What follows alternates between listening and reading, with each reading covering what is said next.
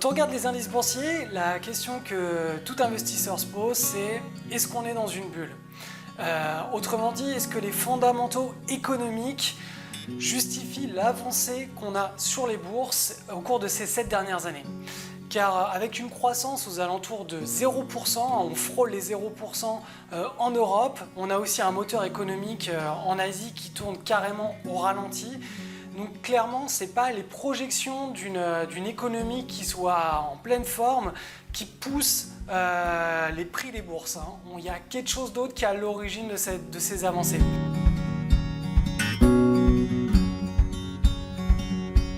Alors c'est un processus très simple qu'on appelle effet d'éviction. Alors cet effet d'éviction, en gros, ça signifie que les banques centrales ont mis temporairement, en tout cas, au chômage technique les gros assureurs et les gros fonds de pension américains sur lesquels repose notamment tout le système de retraite par capitalisation.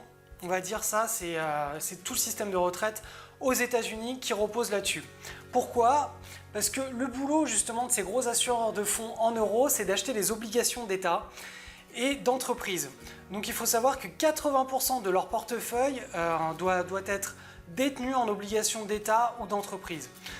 Et ça, c'est leur métier depuis 30 à 40 ans. C'est vraiment un métier historique qui est né avec l'émergence de la finance et de la démocratisation de la finance. Mais ce qu'il faut savoir, c'est que les banques centrales ont pris la relève. Alors, elles ont carrément tué toute une profession et vous allez découvrir un peu plus loin dans cette vidéo les conséquences que ça engendre sur le monde entier.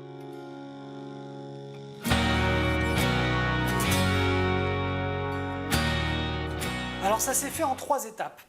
Alors la première étape, c'est que les banques centrales fixent leur taux ultra bas pour créer de la monnaie et que les États peuvent emprunter à des taux, eux, qui sont autour de zéro, de manière à relancer leurs économies respectives sur le long terme.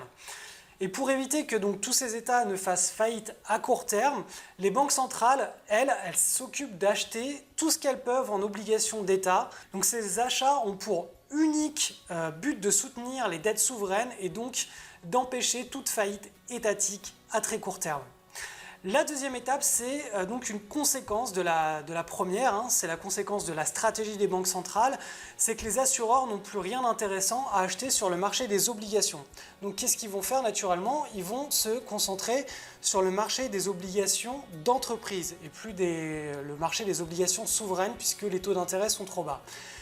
Donc tous ces assureurs, ils se dirigent sur les obligations d'entreprise et mécaniquement, ce qu'on a, c'est un resserrement des spreads sur ce marché. Alors, dit plus simplement, on va avoir les écarts de rémunération qui se resserrent entre les obligations des entreprises qui sont dites à risque et les rémunérations des obligations des entreprises qui sont dites beaucoup moins risquées. Donc on a un resserrement de l'écart des rémunérations pour ces obligations, que ce soit des bonnes obligations ou des mauvaises obligations. Donc on a tout simplement un marché avec des rendements en chute libre. Du coup, toute cette épargne privée, elle doit bien être obligatoirement investie quelque part pour avoir un minimum de rendement positif. Et il ne reste qu'un seul marché, c'est celui des actions. Et c'est justement cet effet d'éviction qu'ont créé les banques centrales qui pousse à la hausse le marché des actions. Car depuis 2009, on peut assister, quand on regarde les graphiques, à un puissant marché haussier. Il faut savoir que ce marché haussier sur les actions, il n'est pas du tout sain. Il ne repose pas sur des projections d'une croissance économique en amélioration.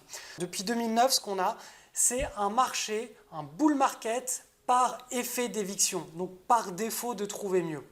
Donc toutes les banques centrales continueront de faire fonctionner la planche à billets pour au final acheter du temps. Et on aura cet effet d'éviction qui obligera l'épargne privée à venir s'investir sur les actions et donc à pousser à la hausse le marché des actions. En attendant, il nous est toujours possible de profiter du marché haussier des banques centrales parce qu'on ne lutte tout simplement pas contre une machine à imprimer des billets qui est totalement légale. Donc le jour où les banques centrales stopperont leur politique de quantitative easing, d'impression monétaire, cet effet d'éviction, il prendra fin. Et à la fin de cette vidéo, justement, je vous expliquerai l'élément qu'il faut absolument surveiller. Ce sera l'élément déclencheur qu'il faut surveiller pour savoir quand est-ce que cette bulle va prendre fin, et vous verrez, c'est très précis comme type d'élément.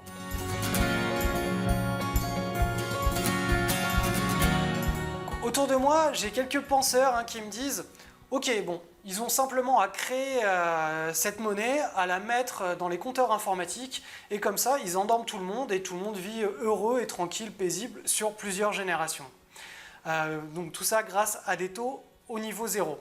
C'est effectivement vrai à court terme, et la conséquence, c'est, on l'assiste, c'est ce magnifique marché haussier qui est complètement artificiel.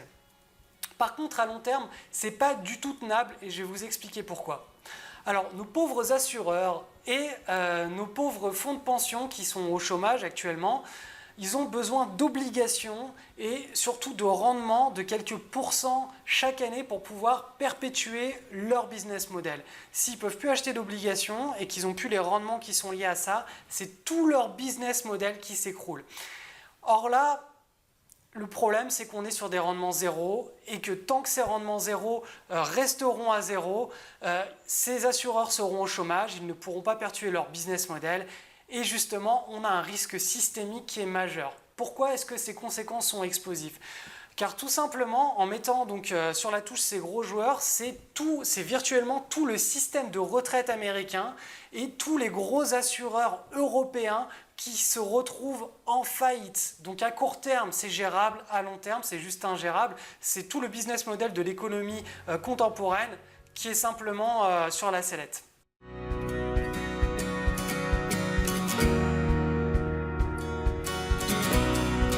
Que le gigantesque schéma de Ponzi, au final, c'est un schéma de Ponzi que pratiquent les gros assureurs européens ou les fonds de pension américains, pour qu'ils puissent tenir, il leur faut absolument des obligations avec du rendement. Et donc pour cela, il faut arrêter la politique de taux à 0%.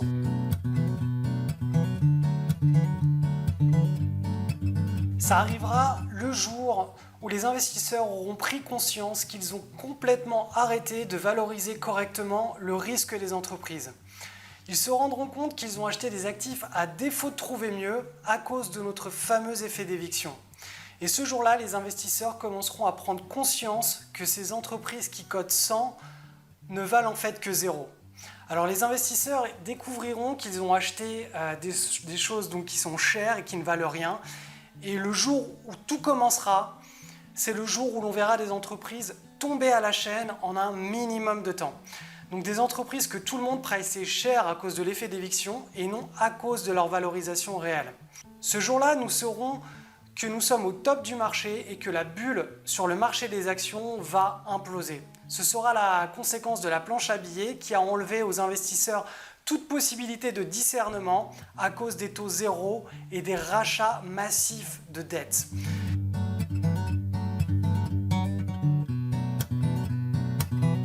Rappelons que les banques centrales s'immiscent dans toutes les strates de l'économie et qu'elles ont supprimé aussi aux entrepreneurs leur capacité d'évaluer correctement les cycles économiques, les risques du marché et la valorisation des actifs. Donc ce jour-là, on aura tous les investisseurs en immobilier qui ont gonflé la bulle pendant toute la période de taux zéro tenue donc artificiellement bas par les banques centrales. Tous ces investisseurs immobiliers, ils se retrouveront avec des biens qui valent 2 à 5 fois leur valeur réelle. Mais comme un appartement ne fait pas faillite en soi et que c'est une entreprise, on aura forcément ce réveil des consciences qui se fera par une cascade de faillites sur les entreprises cotées en bourse, et ça va créer un énorme buzz au niveau des médias, et ensuite la véritable crise économique pourra se mettre en place à partir de ce genre d'événement.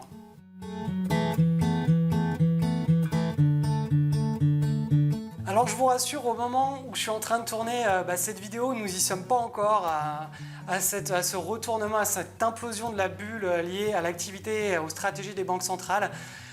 Et la chose la plus logique à faire, c'est de profiter au maximum, en tout cas, de cette bulle jusqu'à son implosion, jusqu'à son retournement.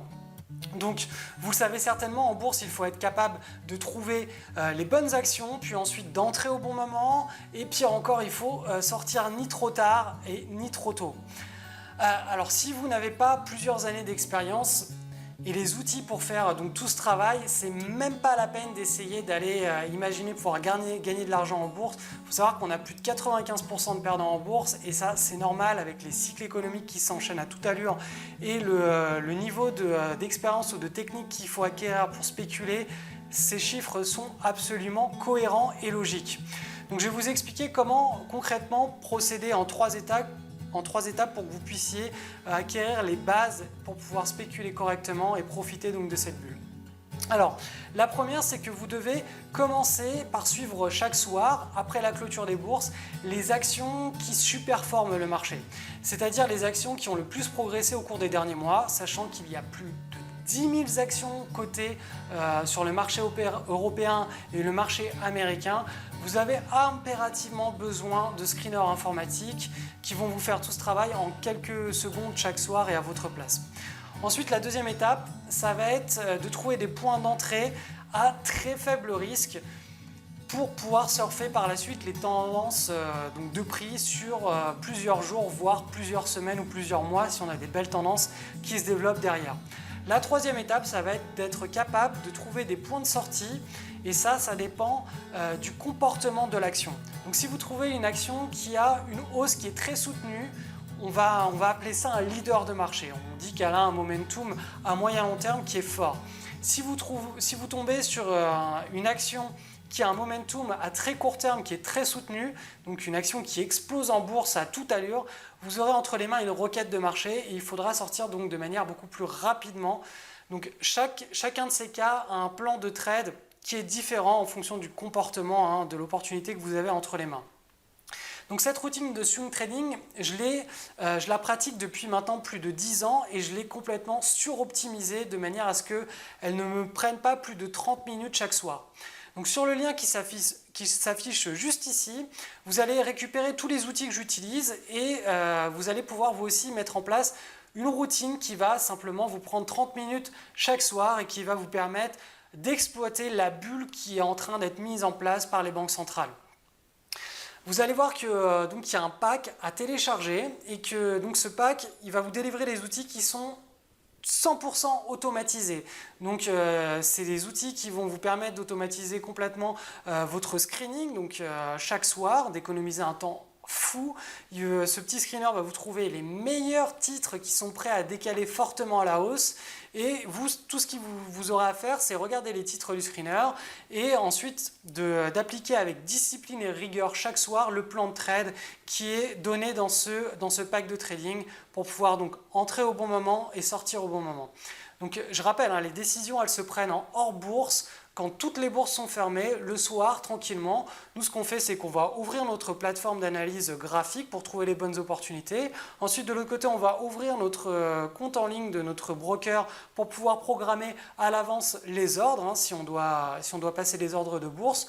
On les programme en quelques clics de souris et on ferme tout ça. Et le lendemain, on repasse à la même petite routine. Pendant la journée de bourse, on n'a pas besoin de surveiller ce qui se passe. Et dites-vous bien que si les bourses se retournent et qu'on a un énorme crack, vous avez tout prévu à l'avance, vous avez vos stops de programmés, vous n'avez absolument pas à vous inquiéter de ce qui se passe sur les bourses pendant la journée.